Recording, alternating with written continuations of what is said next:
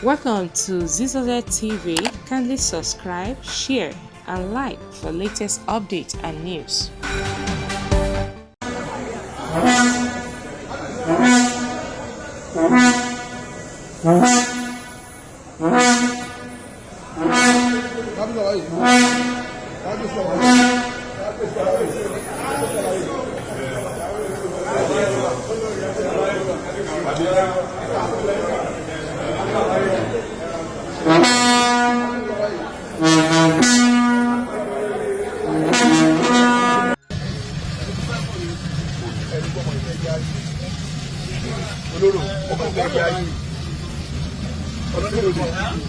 ọmọ yìí fẹ́ yá yìí ọyẹ tí ọyẹ kọ́ máa bá rẹ̀ mọ́ kẹ́yìn ọyẹ fẹ́ yá rẹ̀ ní gbẹ̀ta ọkùnrin yìí kábíyèsí